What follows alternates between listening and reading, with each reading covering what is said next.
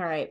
I'll get started because my whole thing will take a couple of minutes for us to get through. So, good evening, everyone. And I'm so glad that you're able to join us for a special Archaeology and Historic Preservation Month After Dark presentation. We usually do these at noon every Wednesday. This is a really special one. The Bureau of Land Management, Audrey Pefferman, and Jason Chuipka from Woods Canyon Archaeological Consultants, along with my boss, Chris Merritt from the Utah State Historic Preservation Office, came to us early and said, we have this really hot new research topic and this really important new, volume that's about to be released into the wild. Would this be something that's appropriate to talk about for Archaeology and Historic Preservation Month? And I could think of no better time to introduce this to everyone. So I'm really excited tonight. This is fresh new archaeological research, and I hope you guys all enjoy it. So this is our after hours presentation, but hopefully you guys know that each Wednesday in May at noon, local Utah time, we host an archaeological brown bag webinar.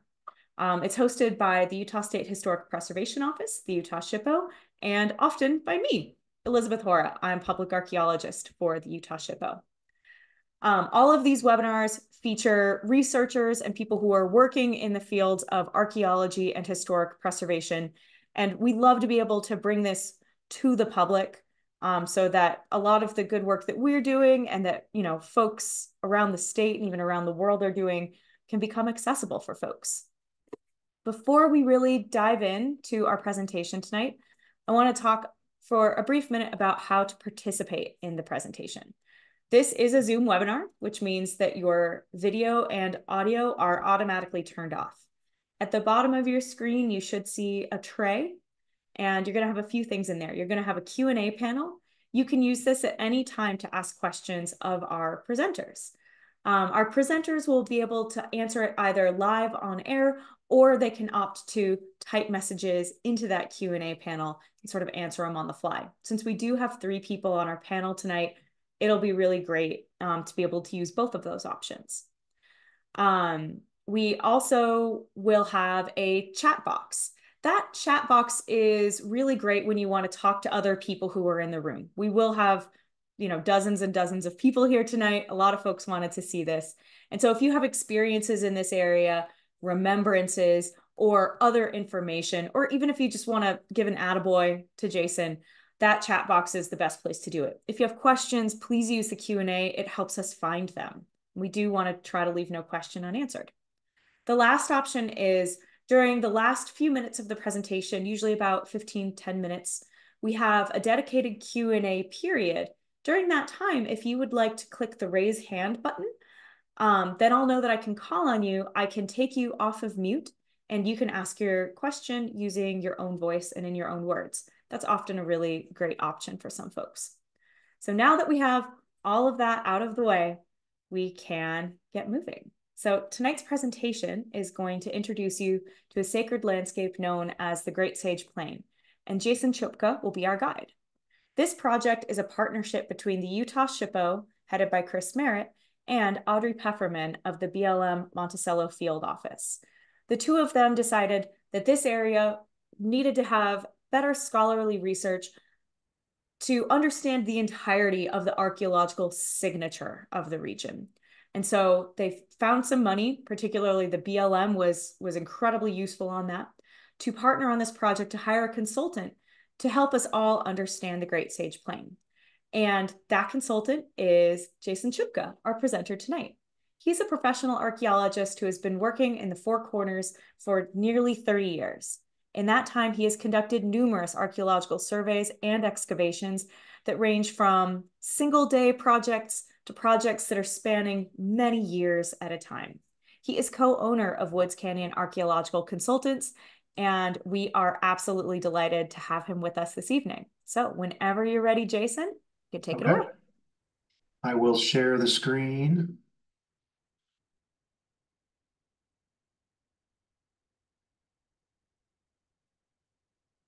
And are we good to go, Elizabeth?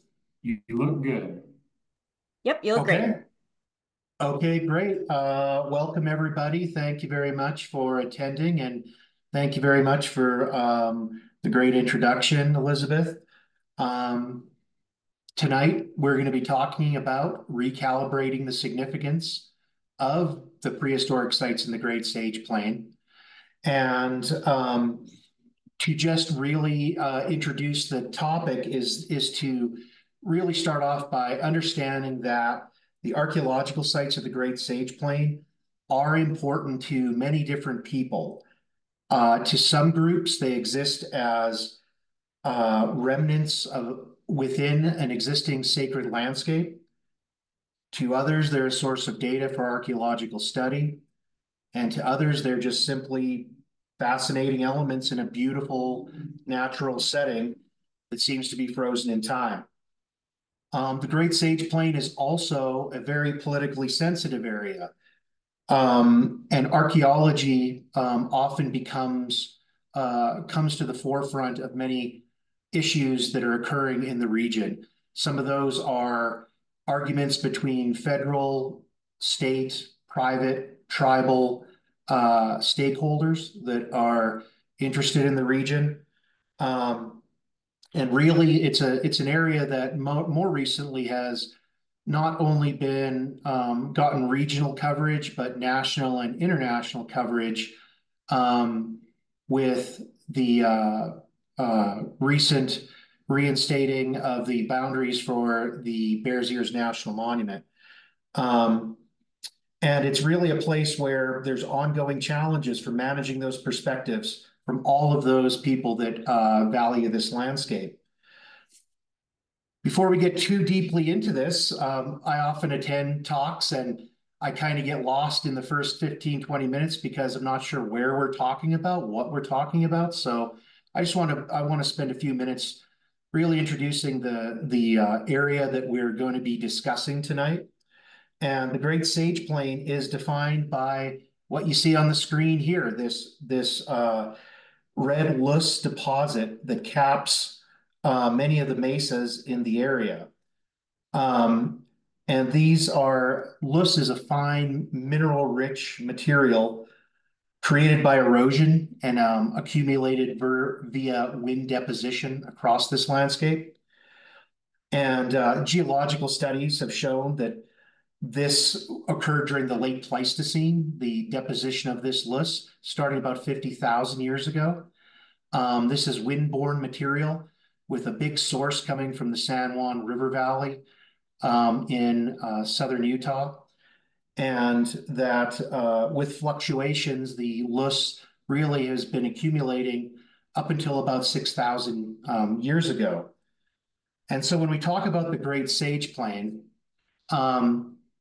we're really talking about the areas that are in red or pink in this map. And as you can see, it's just north of the Four Corners. There's some modern towns on this map to kind of orient you with what that area is. But it spans the border. A good portion of it's in Utah. Maybe 2/3 of it expands into Utah, with a third of it in southwest Colorado. And if we define it by just looking clockwise, starting from the 12 o'clock position, that we're really looking at where the mesa tops of the Great Sage Plain drop off into Dry Valley. That's northward, you'd end up in Moab, Utah. As you keep going east, the Great Sage Plain is bound by the Dolores River Canyon.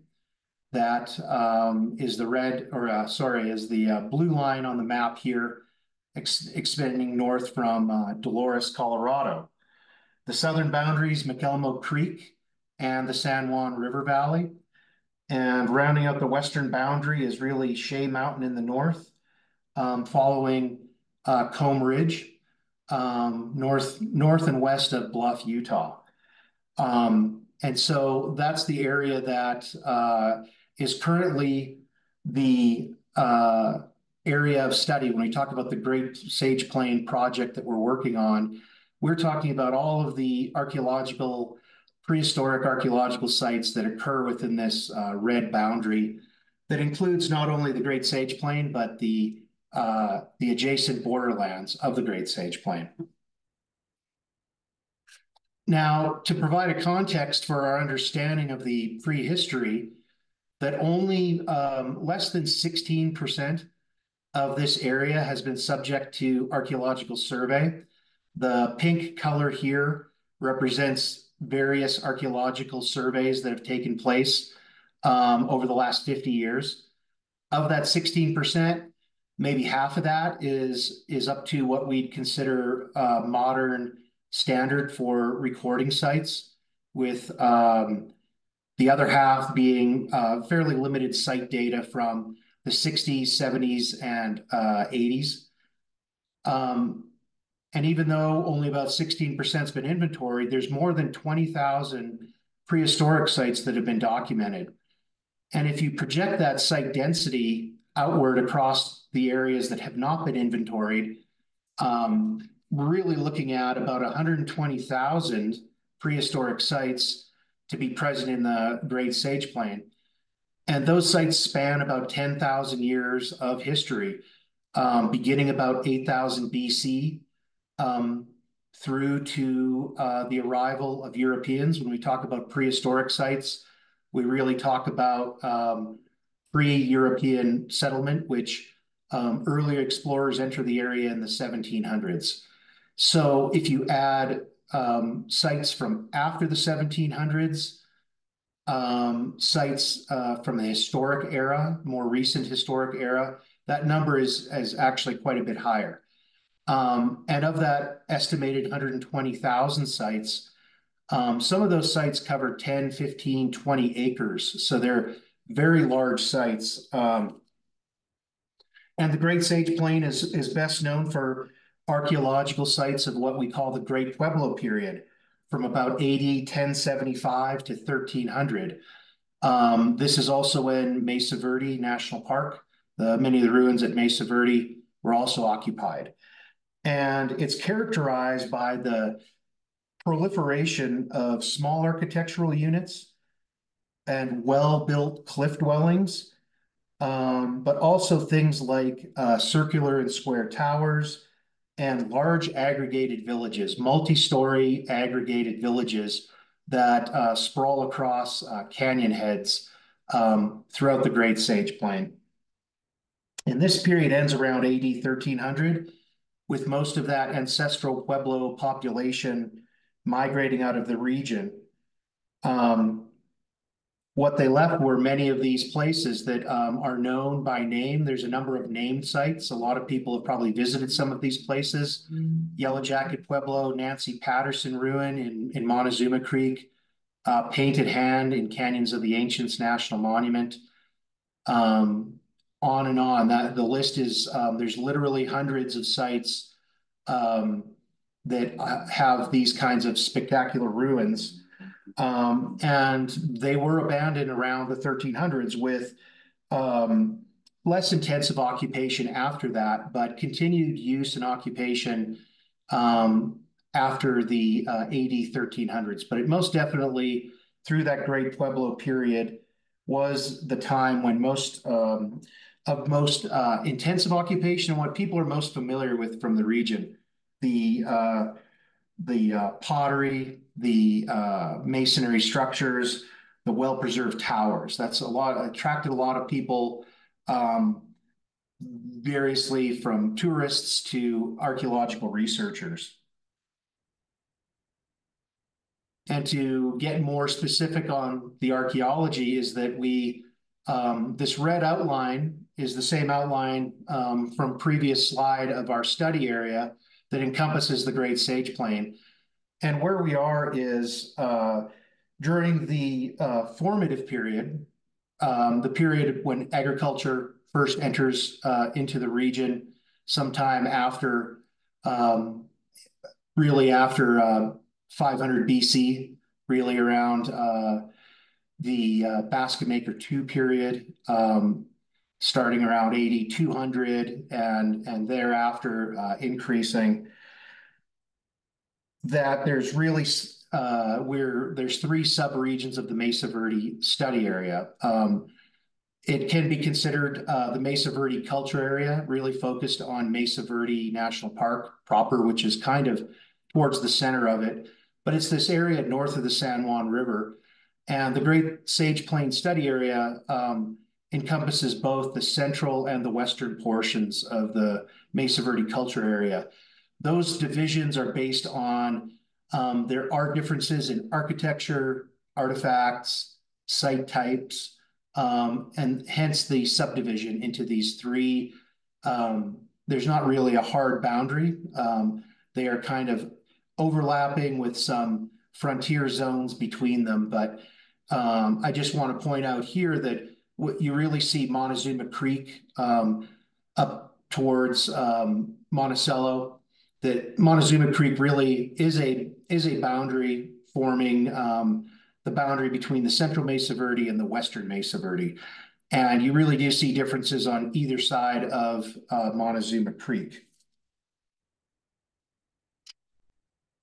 So introducing our current project, Elizabeth had introduced both the Utah State Historic Preservation Office and the Bureau of Land Management that had awarded Woods Canyon this contract to develop a synthesis of the archaeological data to help provide a context for current and future studies in the region.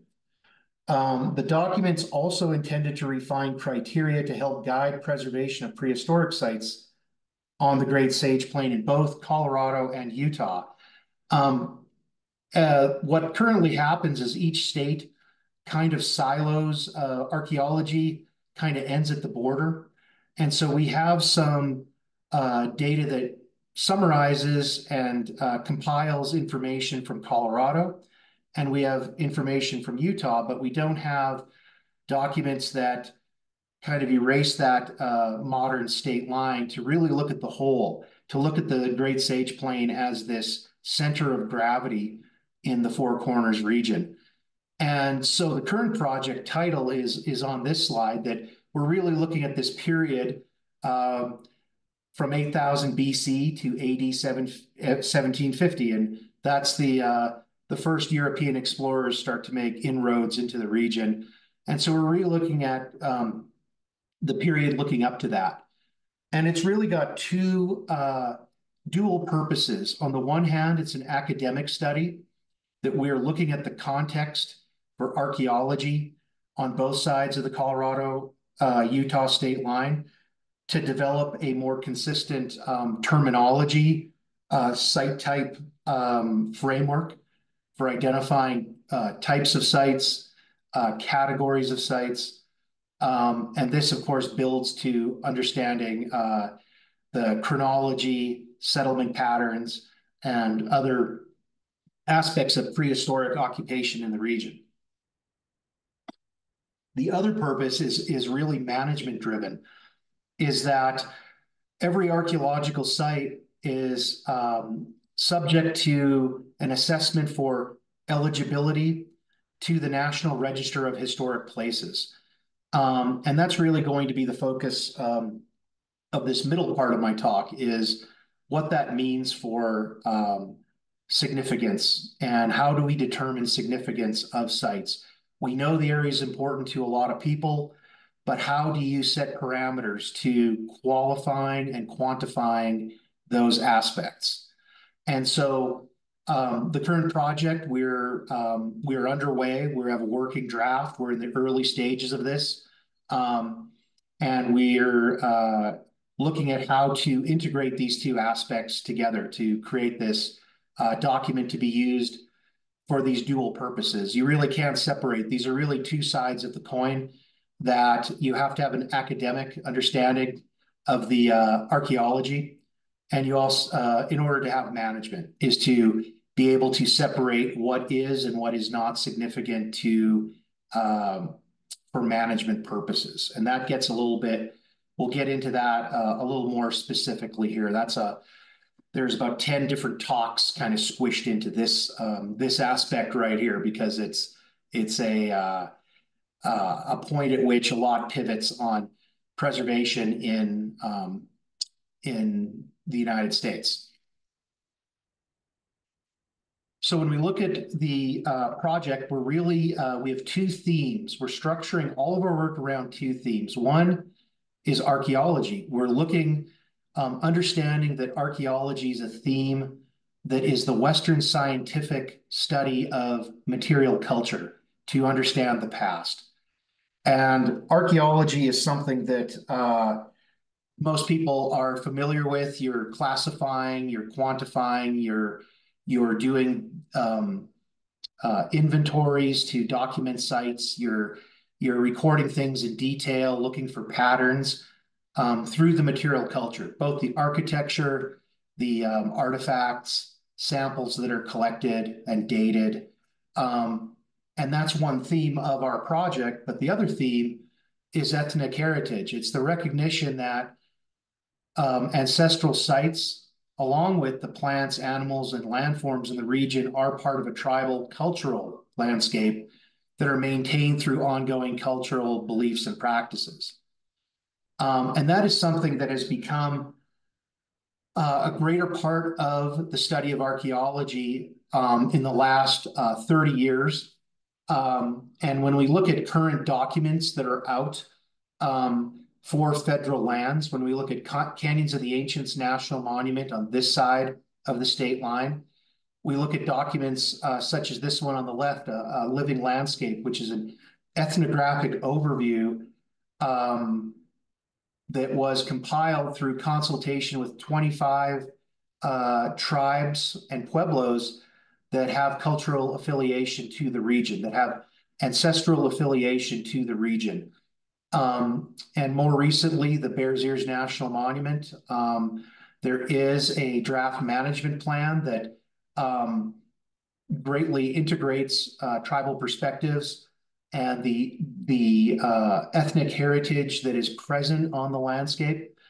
The document at the bottom right is part of that Bears Ears monument plan, which was developed by the Bears Ears Intertribal Coalition, and it lays out how tribes and pueblos, the 5 named tribes and pueblos of the Bears Ears National Monument, look at collaborative land management for that particular area.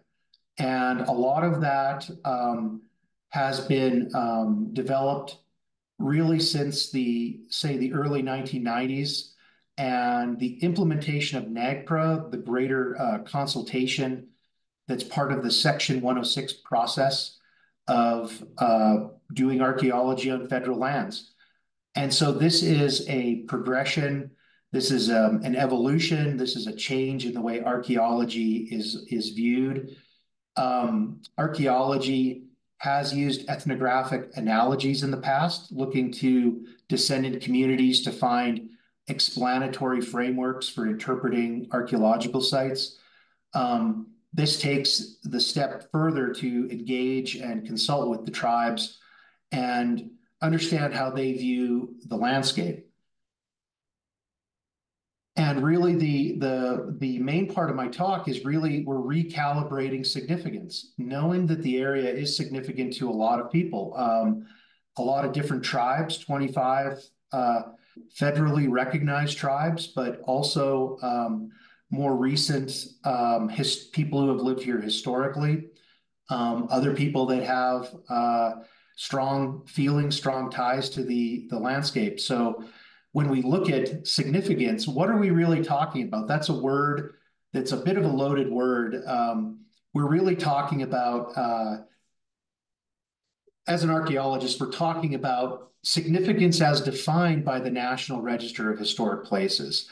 And so as an archaeologist, whenever you're documenting a site, part of what you do is make an argument for eligibility to the National Register.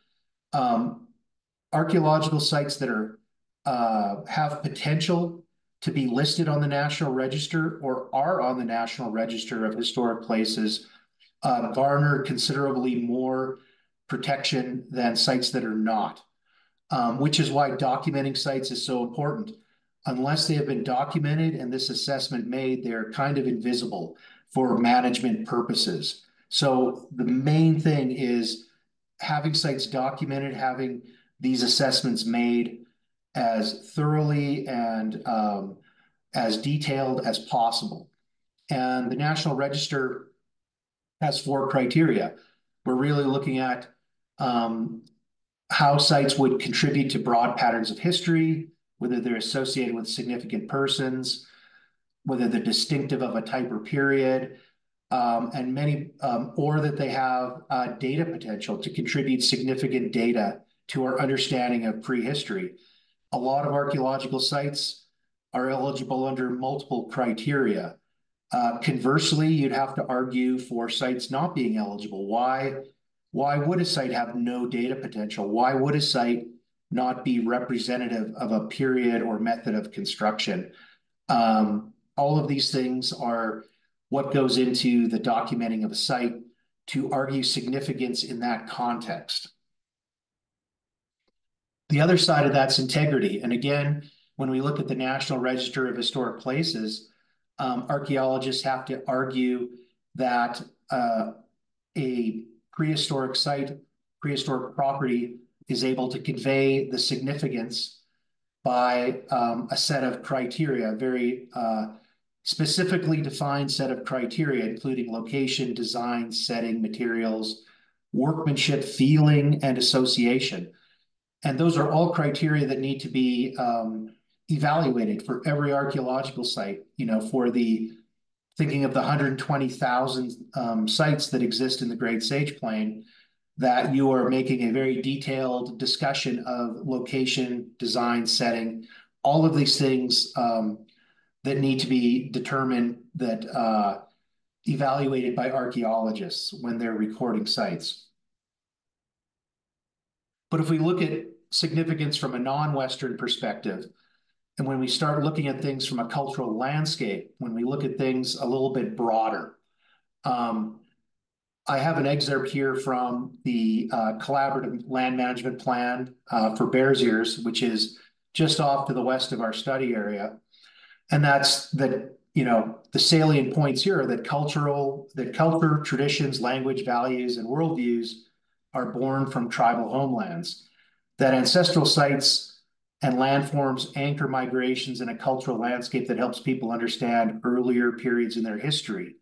So when you look at significance for someone with ancestral affiliation to the area, it's being aware and cognizant of this perspective, that for an archaeologist to write off a site as not significant, there would be people that would beg to differ, because their idea of significance is simply the existence of the site, that the existence of the site itself is important. And the way that archaeologists would evaluate a site would also need to take this into consideration. This is something that through consultation and through tribal engagement, we get at these more nuanced aspects of significance. Similarly, when we look at integrity, that the landscape is imbued with spiritual powers, and everything in the natural world, rocks, trees, animals, water, air, light, and sound, has meaning and character. The cultural resources and natural resources are not two different categories in native life. That's significant because we really are talking about aspects of integrity. If I go back a couple slides, that we're really talking about this idea of feeling and association and setting. That when you talk about the integrity of a prehistoric site, you are using those perspectives to bolster and to support that argument. That understanding that it isn't just the material remains of the site, the ruined rock, the artifacts, it's actually everything that surrounds it. So when you talk about the setting of a site, it's or the aspect of integrity, it's important that the areas around the archaeological sites, as defined by archaeologists, are also not affected, that would have an adverse effect to the integrity of an archaeological site in the Great Sage Plain. And really what we're talking about, hold on a sec, is that we are trying to reconcile two different paradigms when we talk about significance. So when we're recalibrating significance, we're really looking at these two different paradigms. So from the top of the page, we are looking at the ancient past, moving to the present as we go down. And on the left, the Western scientific perspective is archaeologists look at a place as having a place on the landscape as having an inhabited phase. That's from an anthropological perspective, from a behavioral archaeology or new archaeology perspective, that the inhabited phase can be reconstructed through study of material culture. That you are using the physical remains to understand what the inhabited phase looked like, how people interacted with each other, population levels, culture, ethnicity, all being inferred from this inhabited phase. Archaeologists, using the Western scientific perspective, these places, once they're abandoned, there's a historical phase where these are places that are remembered by people who still live in the area. They may not be living in the site, but they are living in the area and have this historical connection to it. They have more direct ties to a place. And once that is over, you really have an archaeological phase, which is represented by a prehistoric site. Archaeologists define sites as the material remains of that inhabited phase. So archaeologists and in Western science that we're really looking at material remains as sources of data to reconstruct past lifeways, to understand how the past, how people of the past lived, and understanding the environments they lived in is part of it, understanding technologies they used as part of it. But Western science looks at, it's very data driven. These are all data points. When you look at a non-Western perspective, and I use that term very specifically, it's to be counterpoint to a scientific perspective, that science is about hypothesis testing, the collection of data, formulation of theories. A non-Western perspective is not that. There's an understanding of an inhabited phase and historical phase, just like in Western science, but there is this aspect in not just native culture, and this is even beyond the Great Sage Plain, but that there are perspectives that see places, that they're places of the ancestors, that they still have a spiritual aspect, that these are tangible places in traditional history, that this is explained in a variety of ways by different pueblos and tribes, but basically that these aren't abandoned and forgotten. These are actually places that still are salient, have information, have meaning, have power in the present day.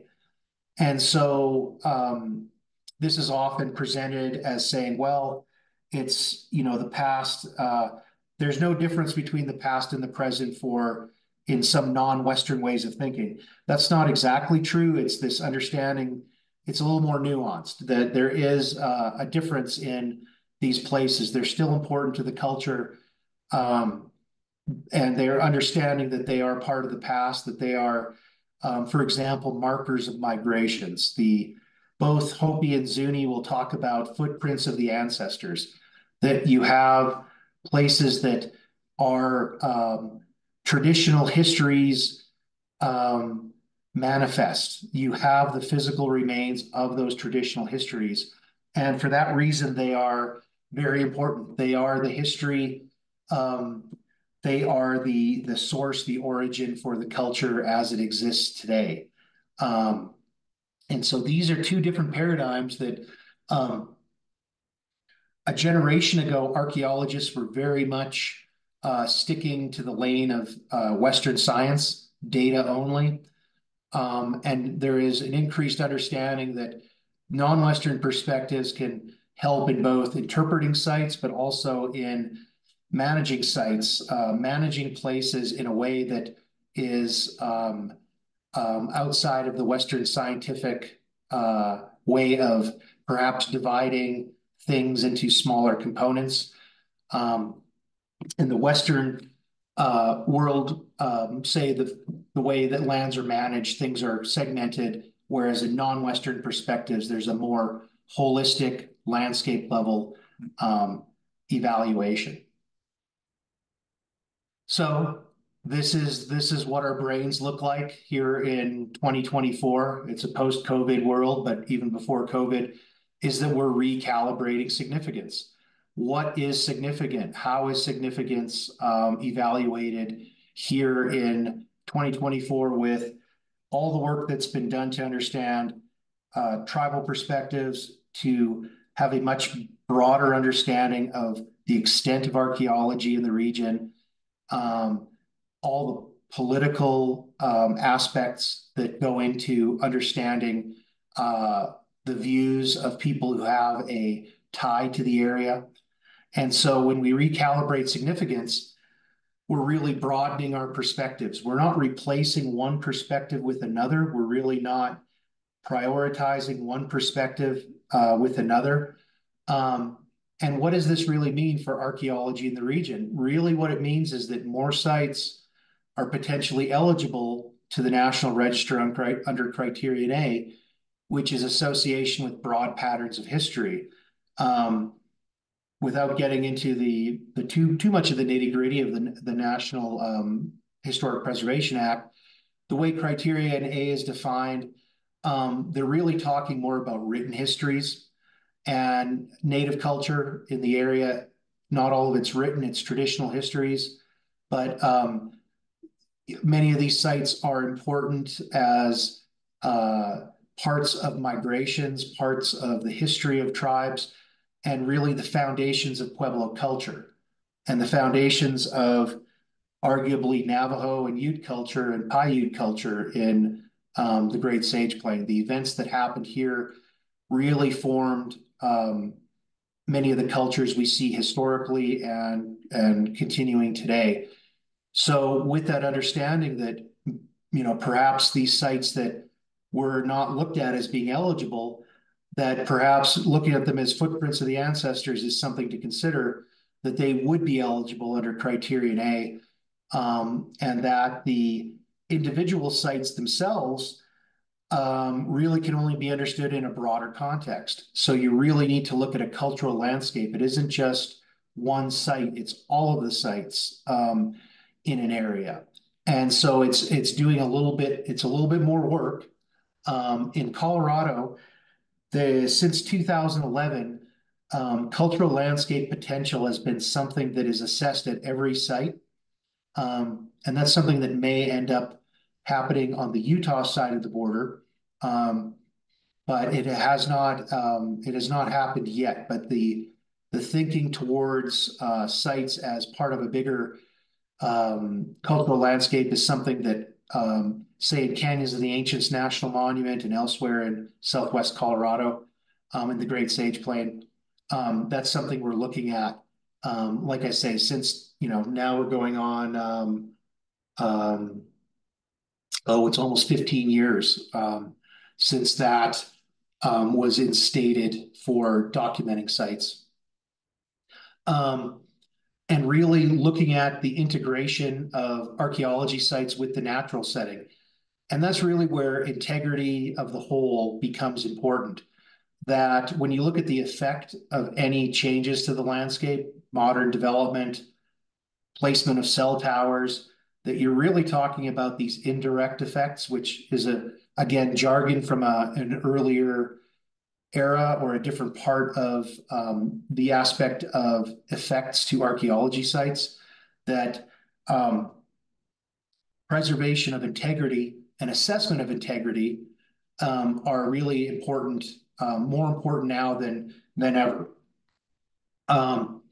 And as I've mentioned, the tribal engagement and consultation is something that is informing on sites that may have at one time been considered non-significant. And from a strict reading of the criteria, an argument could be made that they don't meet that level of consideration to be eligible, but with further engagement and consultation to provide perspectives to bolster an argument of why they might be significant. And so the net effect of this study is really the idea of broadening how we look at archaeology, not just in Colorado or Utah, but in this region. The Great Sage Plains is a great unit of study. It's an incredibly important place in prehistory. There's already documentation of how important it is to Native peoples. And so one thing we can agree on through all these years of working with many different stakeholders, working in many different states on projects of all shapes and sizes, is that when we look at this perspective for the Great Sage Plain, is that there is a shared perspective on preserving the fragile past. How to go about that?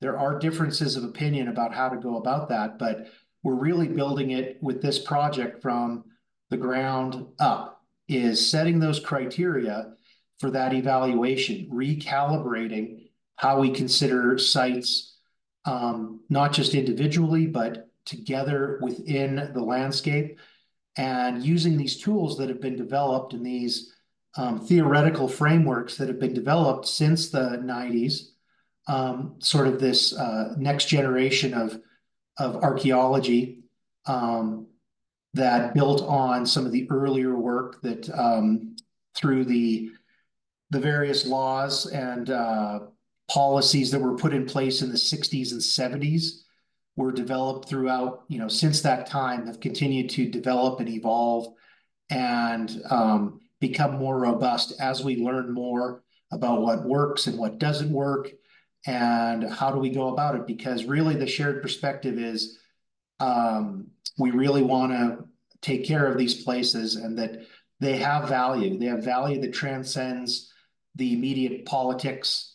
They have values that transcend culture.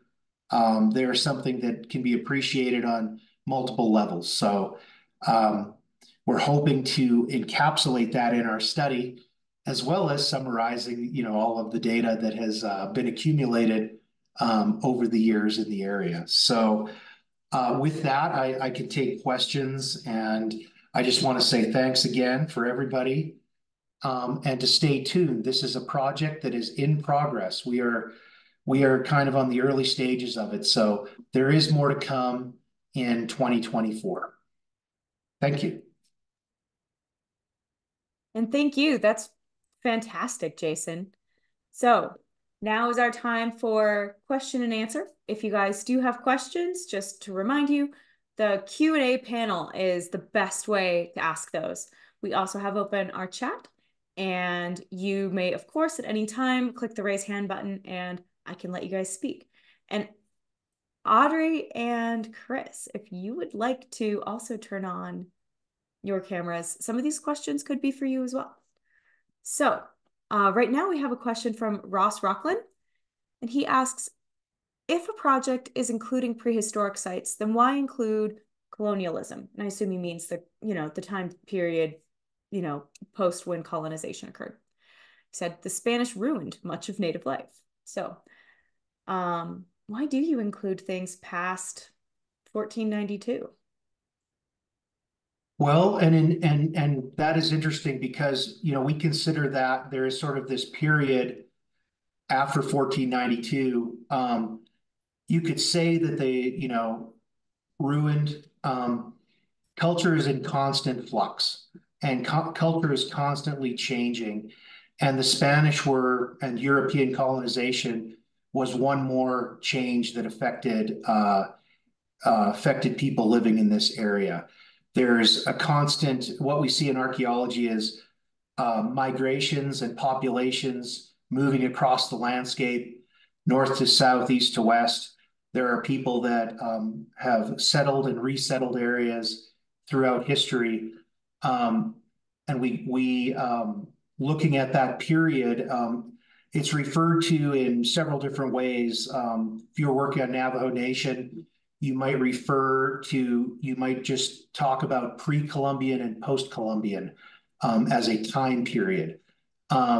Here we're trying to combine existing frameworks, and the existing framework talks about the period up to 1750 as being classified as prehistoric, as pre-contact. Even though the Spanish were in the Southwest earlier in the 1500s, and the horse was introduced in the 1500s, that time period is something that both in Colorado and Utah, that we kind of have an agreement that 1750 becomes what is the proto-historic period, that there is European contact. And it's interesting because that affects culture. Direct contact with culture has an effect. Indirect contact has an effect because you have trade goods, you have things like the horse showing up, which was a game changer across North America very quickly. The horse spread like wildfire, like wild horses would spread. They were everywhere. That people adopted that, and that changed how people moved. That was a major effect, and along with everything else the Europeans brought. But that's why we have those. It's to work with our existing frameworks to synthesize the existing information. Excellent. Thank you for that. Now we're going to go from sort of a broader time depth to a broader geographic span. Darren Armstrong asks, he says, this may be out of context of the Great Sage Plain studies and cultures, but can you give a brief statement on any connections to Georgia, where we have tremendous Mississippian and woodland culture histories? So really a big connection there. Oh boy, I'm a student of Steve Lexon's. So this is when Steve Lexon talks about the American Southwest, he puts a map up of North America. Um, and so there are two schools of thought about this, that people, one is people didn't know anything that was going on over the horizon. And another school of thought is people knew everything that was going on over the horizon, directly or indirectly. And when you look at historic records, you look at, it's very interesting, the journals of Cabeza de Vaca, and contacting groups in the across the Texas and American Southwest, how much groups knew about other groups, where things were happening. Um, and so those connections, as an archaeologist, we're looking at material remains. And so we do not see direct material correlates. We do not see something we can say, this came from Georgia in the Southeast. But when you look at architecture and you look at the history, this idea of monumental architecture, of central places, of cityscapes where you have, that's something again borrowing from Steve Lexon, but the idea that when you look at a place like Chaco Canyon, that you're really talking about an urban built landscape. When you look at it as a whole, it's a constructed downtown, the way we think of it today. So those ideas, I think that's what is harder to see archaeologically. So direct connections is yet to be determined. I wouldn't close the door on anything though, because I think we always underestimate people of the past. People of the past were pretty amazing and pretty, understanding that people sailed in open boats across the Pacific to different islands that are little dots in the ocean. And people did that no problemo, or picked up and moved. It's not off the table, but we look at direct material remains. We don't have anything that would be the smoking gun. I understand. Yeah, nice Steve Lexon reference. Everybody knows everything. I'm with you. Everyone thinks they're getting a talk about Chaco Canyon and it's a map of North America, and we're going to talk about St. Louis for 20 minutes. So Right. it's good to kind of get people thinking bigger perspectives like that. If whether he's right or wrong, it's a good exercise. Is don't discount the human capacity for exploration. Absolutely. Vint de Gras asks more of a management question. He says, I can see this study being completed on federally managed lands, but how is this being accomplished on private lands? Yeah, that's always the question. And part of when we look at what has been inventoried in the area, a lot of the black holes are private land. And so even though private land, anytime, I mean, that's a difficulty in the United States, is that private land, the archaeological sites are considered the property of the landowner. Um, However, on private land, I'm working on a project right now that's on private land, but it's subject to the same parameters and the same assessments as if though it were federal land, in that the way sites are evaluated at the state level mirrors the federal land level as well, that you're assessing eligibility and what needs to be done to mitigate effects if there's a development. But that is an ongoing challenge because a lot of looting, destruction of sites goes unpoliced. The Great Sage Plain, it's geographically, it's a humongous, 1.7 million acre study area, but the topography in the area, there's more acres. There's with all the canyons, with all the topography that's out there. There's a lot of private land where archaeological sites have not been documented and may never be documented. Um, and in some ways, it's hindering a full understanding of archaeology. And that's sort of beyond our current project. There's a lot of part of the politics. A lot of people are afraid that if archaeologists study the archaeological sites of their property, somehow there will be state or federal seizure. And that's not really the case. It's still private property. Um, and so, nevertheless, there are those concerns. But so we're looking at a primarily federal land, and a lot of the Great Sage Plain, a lot of the most prime farmland is still under cultivation. So, recently we're working on private land projects here, and we see those anytime there's state dollars involved or federal dollars, Section 106 of the National Historic Preservation Act kicks in, and we are able to look at the archaeology on private land. But that's a really good point. That came up recently from the BLM. We were having, we're bandying this about, well, how do we deal with the private land aspect? Thank you. And Chris, was your hand raised in response to this? Awesome. Yeah, and I'll just add on to what Jason said for Vint and the rest of the folks is this particular project is really a research project at the desktop. So not really any field work is occurring to supplement the data. The reason I wanted to interject is all archaeological site information, both on the Utah side of the border or the Colorado side of the border, the SHPO office, the State Historic Preservation Office, has the master data set for all of this site information, regardless of land jurisdictions. And so, Jason and Woods Canyon is working with our office and our compatriots in Colorado to get access to as much of that data as possible, regardless of that land ownership.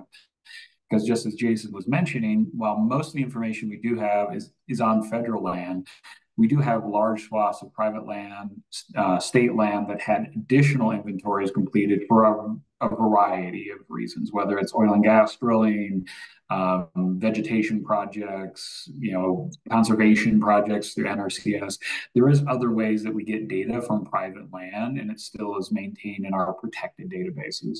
So only archaeologists are actually able to access that data. But this is really exciting because this is the first time we're trying to do big data, bringing all this data together from 10,000 little projects, now putting it together into a bigger picture. So two things: we're not doing any on the ground work as part of this effort. But previous efforts are being held in a database and can be analyzed by Woods Canyon to help us better put our arms around this. Thanks, Chris. And we have time for one more question. Rhonda Durham has asked to be unmuted, so let's give it a try. Rhonda, you should be able to unmute.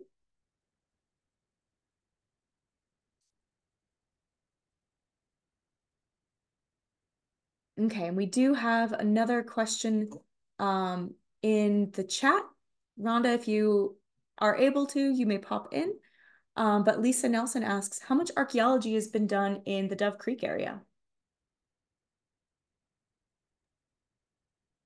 Oh, I'll answer that quite a bit, and quite a bit from oil and gas and seismic work. So quite a bit of survey work for that. And there's projects that, as an archaeologist, we often work on projects that never go anywhere. They do scoping.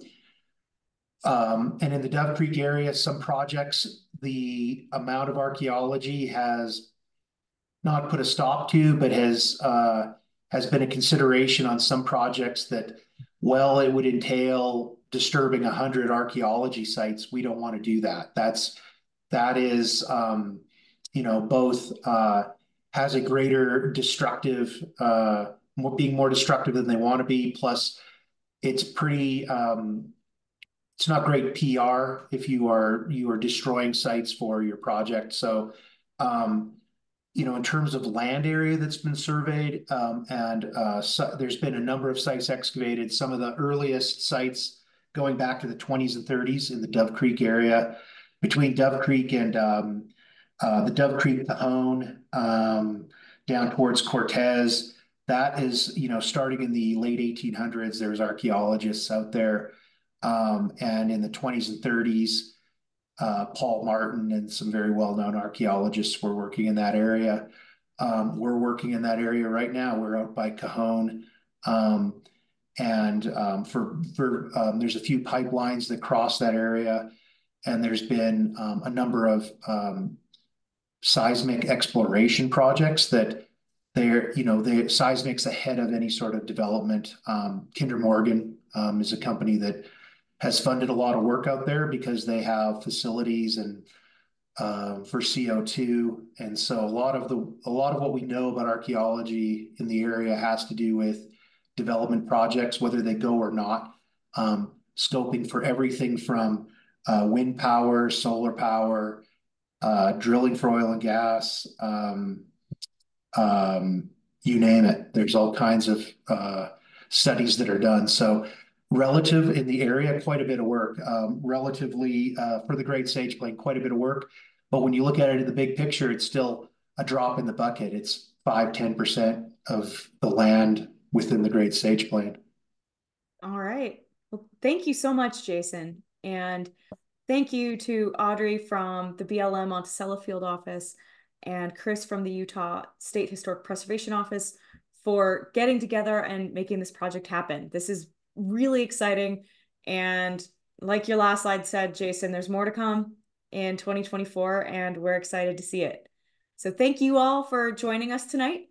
If you like this sort of thing, good news, this is a confluence of the brown bag webinars and the Four Corner lecture series. So I'm putting that information in the chat right now. You can go to both, I would say, not just either, but both of these websites. For Facebook, you just search for Four Corners lecture series. For SHPO, it's ushpo.utah.gov/AHP month. And you're going to find a lineup of a lot more online lectures and in-person lectures just like this. We do have our next brown bag webinar coming up next Wednesday at noon, and it's the local band of Shoshone living. That is actually by Brad Perry, who is the current vice chairman of the Northwestern Band of Shoshone. So that's going to be a nice complement to what Jason was talking about here tonight. It's in a different area, but it's still that sort of like, how do people who are descendants of the people who made these sites, how are they building and interacting on what's come before them? So that should be pretty cool. Thank you all again. very excited to have you tonight, and great job, Jason. Appreciate you guys being here.